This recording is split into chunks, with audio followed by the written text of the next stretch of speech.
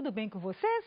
Espero que estejam bem. Primeiro, queria agradecer a vocês por estarem comigo em mais uma aula de ciência. Meu nome é Marisa Araújo e a aula de hoje de ciências é sobre constelações e mapas celestes. Semana 1 do PET 7, quinto ano do ensino fundamental. O que nós vamos aprender hoje nessa aula?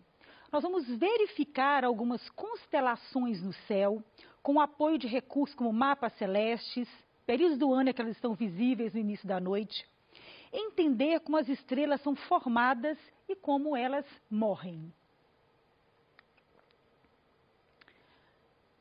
Vamos observar aqui esse céu estrelado. Nós temos aqui uma imagem de um céu estrelado no interior. Vocês conseguem ver um número enorme de estrelas no céu?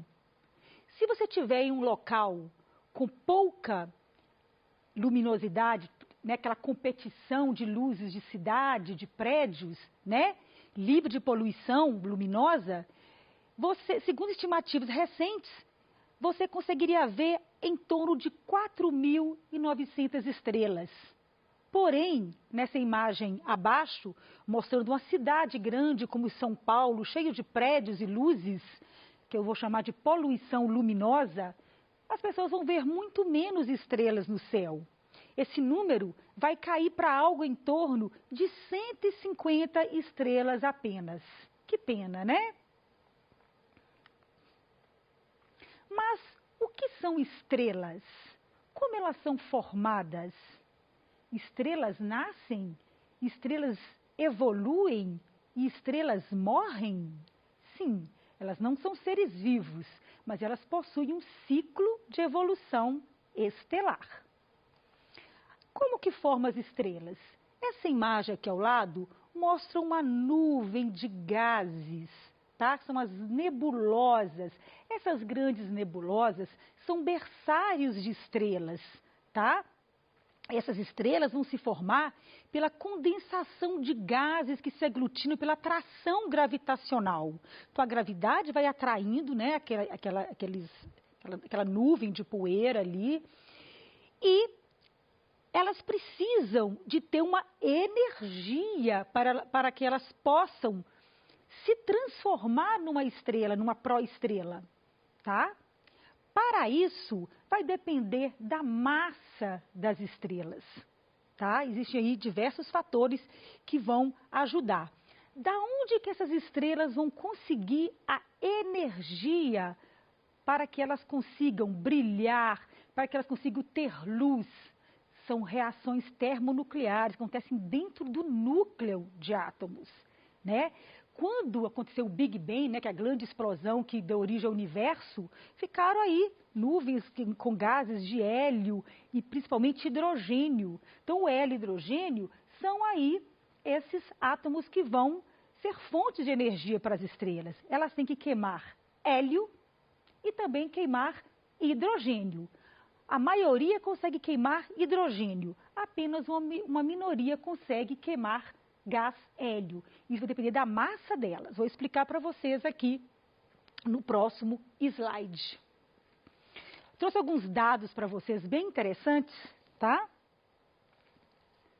Seguinte, olha só. Nós temos aqui uma nebulosa estelar, tá? Para ela conseguir chegar a ser uma estrela chamada de sequência principal, ela tem que ter mais ou menos 10% da massa do Sol, tá? Então, vão ter aqui em torno de 0,08 massa solar. Nesse valor, até 0,45 massa solar, ela vai ter condição, né, suficiente ela vai agregar ali aquela poeira, vai aumentar a temperatura. Se a temperatura ali na região central, ela conseguir chegar a 8 milhões de kelvins, ela vai conseguir, então, transformar o hidrogênio em hélio. Ela vai começar a queimar o hidrogênio. E aí sim, ela vai estar queimando hidrogênio, ela vai estar tendo energia para essa estrela. Então, essa estrela aqui, ó, o Sol é uma estrela aí que está na sequência principal, ela consegue, ela está o tempo todo queimando milhões de toneladas, tá, de matéria para produzir energia, tá certo? Uma estrela que tiver esse tamanho aí de 0,08 a 0,45 massas solares, ela, depois que ela acabar de queimar esse hélio, o hidrogênio, ela não consegue esquentar muito a ponto de queimar o hélio, tá? Então, que tem que chegar aí a 100 milhões de kelvins. O que acontece? Ela não consegue, ela vai ficar com pouca energia, ela vai se transformar, então, numa anã branca, que vai ter agora, então, um núcleo aí, ali de hélio, mas ela não consegue queimá-lo, aos poucos ela pode ir esfriando e até chegar numa anã escura. E aí acaba o ciclo aí da estrela. Mas no caso do nosso Sol, tá? Gente, o nosso Sol, a previsão de vida dele é de 10 bilhões de anos. Nós já passamos aí para os 4,5 bilhões de anos. Então, o nosso Sol aí tem alguns bilhões de anos pela frente, tá? O que vai acontecer com o Sol? Quando o Sol acabar de queimar o hidrogênio dele, tá? O que vai acontecer? Ele vai ficar, então, utilizando a energia que está em torno do núcleo, tá? E aí ele vai expandir, vai aumentar a luminosidade, vai resfriar um pouco e vai se transformar numa gigante vermelha. E aí o Sol ele vai crescer tanto que ele vai conseguir chegar até a Terra, tá? E aí os mares vão se esquentar, vão ferver, né? Mas pode ficar tranquilo que daqui a uns bons 4 bilhões de anos, ok? Não estaremos aqui para ver isso. E aí, como o Sol ele tem um tamanho, uma massa solar suficiente para conseguir chegar numa gigante vermelha, porque ele consegue aquecer o suficiente, né, 100 milhões de kelvins, para conseguir queimar o hélio, né? Então aqui na gigante vermelha, a estrela começa a queimar o hélio. Vai queimando, queimando, queimando e vai sobrevivendo. 90% da vida de uma estrela, ela está aqui na sequência principal, tá? Muitas vezes a gente olha para o céu, a luz que eu estou vendo da estrela, ela gastou anos-luz para chegar aqui. A luz, ela viaja no vácuo a 300 mil quilômetros por hora. Pensa bem. Isso indica que o Sol está a 150 milhões de quilômetros de nós. Então, para a luz do Sol chegar até os nossos olhos, ele gasta em torno de 8 minutos. Como a Lua está mais perto, por volta de 355 mil quilômetros, com um segundo a luz do Sol chega, da Lua, chega até nós, tá? Agora, muitas estrelas estão a 4,5 anos-luz. O que é um ano-luz? Se eu disser para vocês que ela viaja a 300 mil quilômetros por segundo, se eu multiplicar isso por ano, um ano tem 375 dias. Você tem que calcular os minutos, os segundos e multiplicar. Vai dar 9,4 trilhões de quilômetros, que é o tempo, né, o quilômetro, que é a distância que um ano-luz vai percorrer, tá? Agora, imagina uma estrela que está a 1 ano-luz, a 2, a 3, a 4 ano-luz. Muitas vezes, quando a luz dela chega aqui, já gastou 4, 5 anos, 10 anos, e a estrela nem existe mais, tá? Muitas estrelas que a gente vê no céu, você está vendo um brilho do passado dela, tá? Isso é bem interessante, tá? Bem, o Sol não vai conseguir chegar numa supergigante vermelha, tá? Porque tem que ter uma massa maior, muito maior do que o Sol, 10 vezes maior do que o Sol, tá? Essas aqui conseguem, tá, queimar, continuar queimando o hélio e chegar até no carbono, tá? Que é a temperatura de bilhões de kelvins. Então o Sol não vai conseguir fazer isso, tá, gente? O Sol, depois desse processo, tá? Que ele vai expandir na gigante vermelha, depois ele vai perder essa camada exterior, tá? Formando uma nebulosa planetária e vira então uma anã branca, tá? Uma anã branca aí com núcleo de hélio, tá? Só que ele não conseguindo transformar, buscar mais energia, essa anã branca depois ela vai se resfriando e vai se apagando. Muito interessante, né, gente, a vida das estrelas. Então, só dando uma passada resumida. Você sabia que o tempo de vida das estrelas depende de sua massa? A rapidez com a qual elas consomem o seu combustível é o que diz quanto tempo a estrela mantém o seu brilho? O Sol, por exemplo, consome menos de 0,01% de sua massa anualmente, aumentando sua temperatura e luminosidade.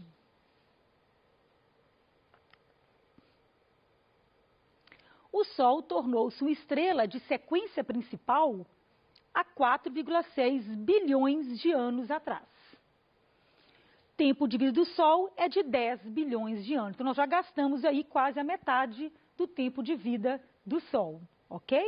Até ele passar para a gigante vermelha, quando acabar aí de consumir o hidrogênio, tá? A energia que vem do hidrogênio passando para o gás hélio. Bem, o que é uma carta celeste? Pessoal, a carta celeste é um mapa do céu, tá? Desde tempos muito antigos, 3.000 antes de Cristo, né? Muitos chineses, sumérios, muitas civilizações, elas observavam o céu. O céu, além de ter toda aquela sua beleza, né? O céu é um mistério. Então, eles utilizavam muito o céu para poder guiar, para poder se localizar, né? Onde eu estou. Né? Então, por exemplo, algumas estrelas indicam onde está o Polo Norte, onde está o Polo Sul, né? Então, também era importante para os navegadores, tá? O céu sempre, ele criou, assim, curiosidade, tá? Imagina à noite um céu estrelado, né? Você ficar observando ali tudo que acontece, né? Essa dinâmica dos astros. Cuidado para não confundir astrologia com astronomia. Astronomia é uma ciência, ela estuda os astros e usa aí a matemática, né? Também física. Agora, astrologia estuda aí os signos do zodíaco, né? Tá certo? Que a gente não considera aí como uma ciência. Então, tome cuidado, tá?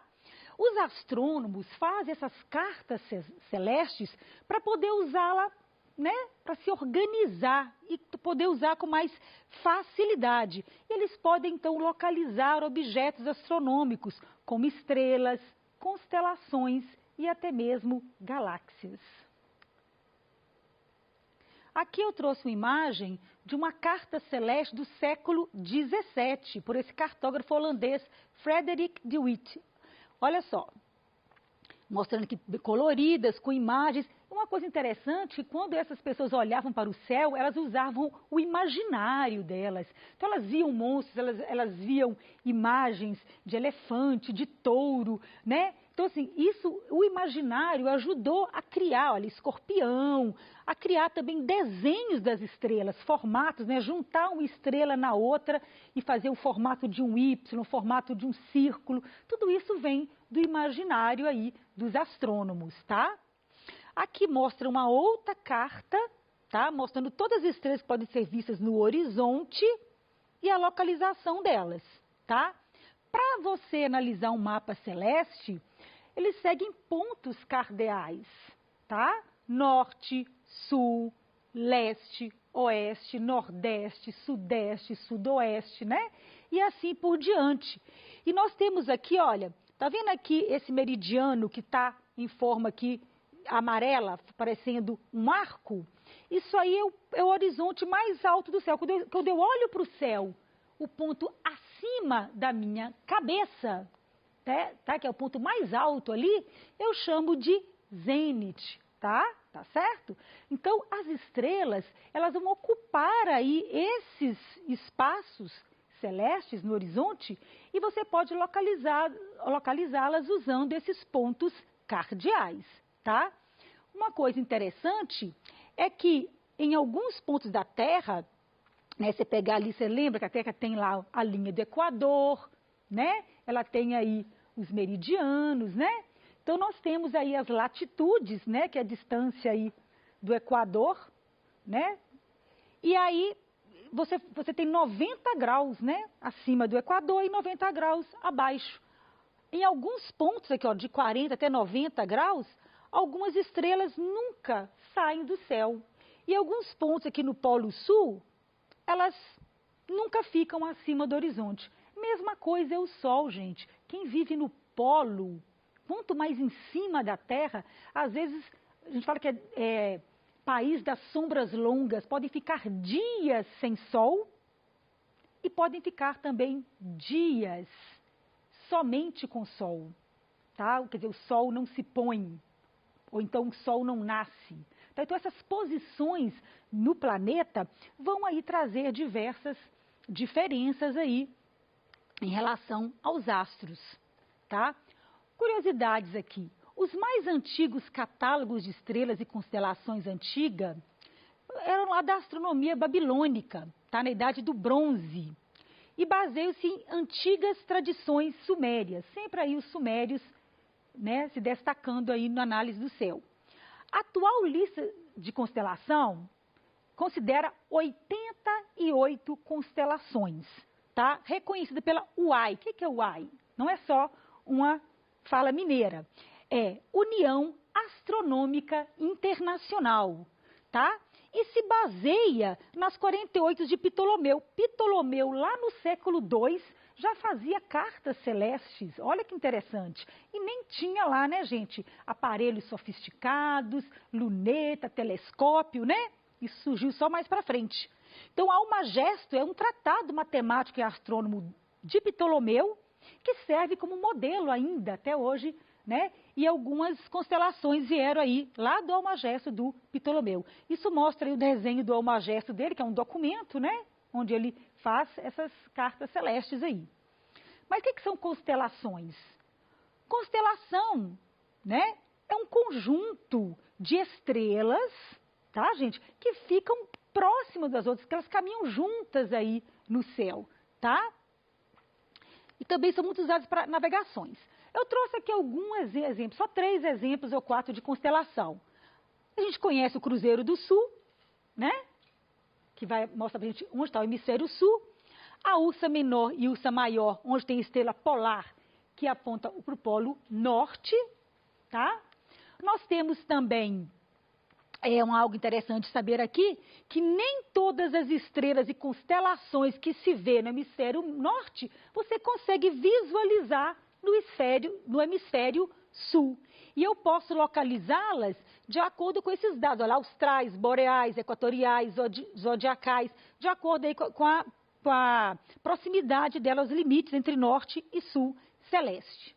Quais são as principais constelações astronômicas?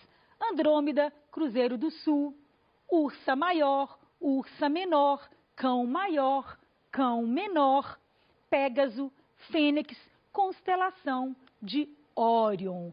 Aqui é a constelação de Andrômeda, que é uma das maiores constelações, tá? Cruzeiro do Sul, que eu já mostrei, um aumento maior da Ursa Maior e Ursa Menor.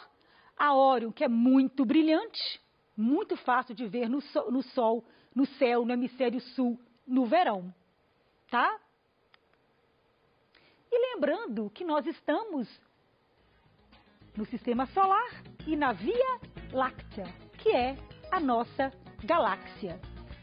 Essa foi a nossa aula de hoje. Um grande abraço para vocês e até a próxima aula.